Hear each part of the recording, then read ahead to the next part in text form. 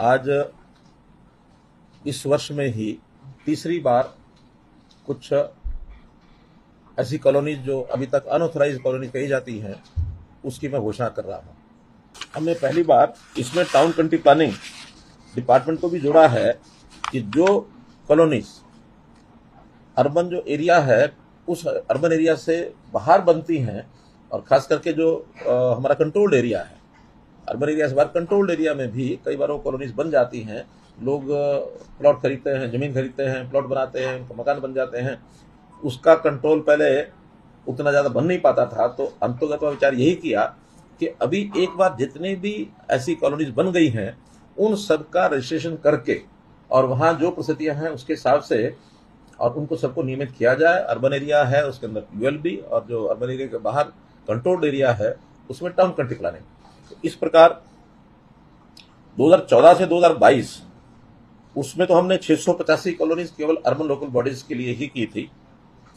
फिर पहली बार 17 अगस्त को हमने कॉलोनी जो घोषणा की थी 211 उसमें नगर पालिका की थी, 238 टाउन कंट्री प्लानिंग की थी, तो 449 कॉलोनीज ही हमने उस समय घोषणा की थी।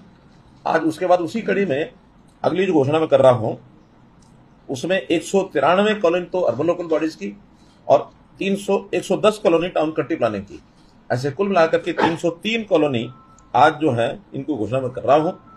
14 जिले जिसमें 21 नगर पालिकाएं ये सब हैं, 21 नहीं 39 नगर पालिकाएं ये हैं। तो ऐसे ये सब जगह पर आज कार्यक्रम भी हो रहे हैं और वहां इनकी जानकारियां सबको, चाहे वो टाउन कंट्री प्लानिंग की हैं चाहे वो अर्बन लोकल बॉडीज की हैं, उन सब कॉलोनीज की जानकारी वहां सबको मिल रही है। वहां हमारे प्रोमिनेंट सब लोग हैं। मैं यहाँ के आपके माध्यम से वहां पर एकत्रित सभी ऐसे लोग जो उन कॉलोनी के बाशिंदे हैं उनको विशेष तौर पर बधाई देता हूं। अन्य जो लोग जुड़े हैं उन सबको भी इस अवसर पर बहुत बहुत शुभकामना और बधाई देता हूं। साथ ही मैं बधाई देता हूं हमारे अर्बन लोकल बॉडीज के मिनिस्टर डॉक्टर कमल गुप्ता जी को, क्योंकि इनकी देखरेख में ही अर्बन लोकल बॉडीज का यह सारा काम चल रहा है। यद्यपि टाउन कंट्री प्लानिंग डिपार्टमेंट जो मेरे स्वयं के पास है, तो इसलिए मिल करके हम ये कॉलोनीज को आगे बढ़ा रहे हैं। इसी के साथ एक जानकारी और कि अभी भी जो हमने पोर्टल पर जितनी जानकारियां ली थी उसमें 1507 कॉलोनीज अभी भी शेष है, जिसमें 936 अर्बन एरिया की हैं और 571 ये जो कंट्रोल एरिया है उसकी है। तो सिर्फ 1507 कॉलोनीज और हैं जो हमारा संकल्प है कि 31 जनवरी 2024 तक ये सब भी नियमित कर दी जाएंगी। तो संपत्ति कर है, प्रॉपर्टी टैक्स है, हाउस टैक्स, प्रॉपर्टी टैक्स, संपत्ति का जो भी उसको कहें। वर्तमान वर्ष में हमने इसको एक 15% छूट के साथ और लागू किया हुआ था, जिसका हमने उसको 15 नवंबर तक इस वर्ष का वो बढ़ा दिया था। ये तो पहले से जानकारी हो गई है। एक जानकारी आज मैं और जो आपके साथ साझा कर रहा हूं कि बहुत लोगों के पिछले एरियर्स पड़े हैं और एरियर्स में भी जब से हमने प्रॉपर्टी आईडी बनानी शुरू की है तो उस प्रॉपर्टी आईडी के बनने के बाद सारी चीजें रेगुलराइज हो रही हैं। तो लाखों प्रॉपर्टीज ऐसी हैं जिन्होंने कई कई वर्षों का भी एरियर अभी बाकी है, प्रॉपर्टी टैक्स नहीं दिया है। अब चूंकि वो सारा निकल करके आ रहा है, बहुत साल पहले का तो हमारे पास रिकॉर्ड भी नहीं है, कुछ सालों का रिकॉर्ड है।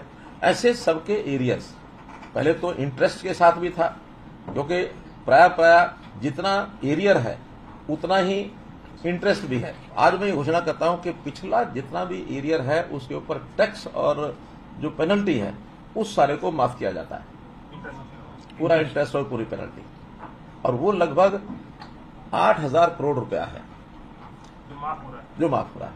इसका मतलब यह है कि एरियर भी 8,000 करोड़ रुपए हैं। अब ये 8,000 करोड़ रुपए का डाटा वो केवल हमारे डिपार्टमेंट के पास, म्यूनिसिपैलिटी के पास है बना हुआ और वो निकला है प्रॉपर्टी आईडी बनने के बाद। इसको भी अगर वो जमा कराते हैं अभी भी, तो जमा कराने के बाद उनको उस पर भी 15% की छूट सारे पर ही दी जाती है। 8,000 करोड़ रुपए पर 1,200 करोड़ रुपया वो भी हम छोड़ रहे हैं।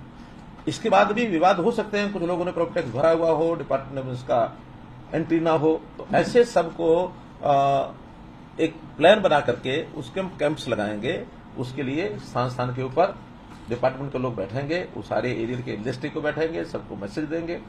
जिनके फोन नंबर्स हैं उनको फोन पर देंगे, जिनके फोन नंबर्स नहीं हैं उनको उनके रेजिडेंस एड्रेस पर लिख करके भेजेंगे, ताकि एक रूटीन बना करके डेली कितने लोग उन्होंने वहां करने हैं, तो एक जितना समय उस शहर के अंदर इन सबको हियरिंग देने के लिए लगेगा उसको हियरिंग देंगे, ताकि हम चाहते हैं विवादों का समाधान। जैसे हमने कार्यक्रम चलाया था कि पिछले विवाद जितने ज्यादा समाधान किया जा सके, उतना लोगों को भी राहत मिलेगी, डिपार्टमेंट का भी सारा रिकॉर्ड जो है वो क्लीन अप होगा।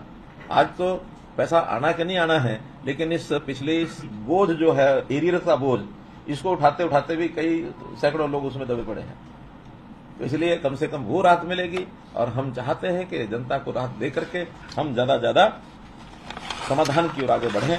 एक ये योजना आपके सामने मैंने रखनी। चीन के हांगझाओ में जो एशियाई खेल हो रहे हैं उसमें इस समय तक कुल देश की जो मेडल टैली है वो 83, इंडिविजुअल 47 और टीम के 36 हैं, जिसमें 20 गोल्ड हैं, 31 सिल्वर हैं, 32 ब्रॉन्ज हैं, ऐसी 83 हैं।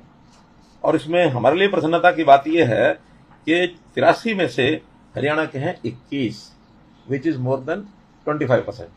84 होते तो 21, 83 में 21 तो it is more than that, जिसमें 7 गोल्ड हैं, अगेन ये 1/3 हैं, 3 सिल्वर हैं, 11 ब्रॉन्ज हैं, 22 हो गए। चलो आपके बैठे बैठे 21 से 22 हो गए, आपके बैठे बैठे 22 हो गए। एशियन गेम्स में कुल 655 खिलाड़ियों ने इसमें भाग लिया, जिसके अंदर हरियाणा के हैं 86। तो इसके लिए मैं बहुत बहुत बधाई देता हूं। और ये जानकारी अपने को है ही है कि हमने इनको जो गोल्ड मेडलिस्ट हैं उनको 3 करोड़ रुपया, और जो रजत है 1.5 करोड़ रुपया, कांस्य 75 लाख रुपया, और जो प्रतिभागी खिलाड़ी है जो नहीं भी कोई मेडल ले पाया तो भी उसको 7.5 लाख रुपया प्रति खिलाड़ी की हम उनको राशि जो देते हैं, जो कि मैं समझता हूँ सर्वाधिक है पूरे न केवल देश में बल्कि पूरी दुनिया में।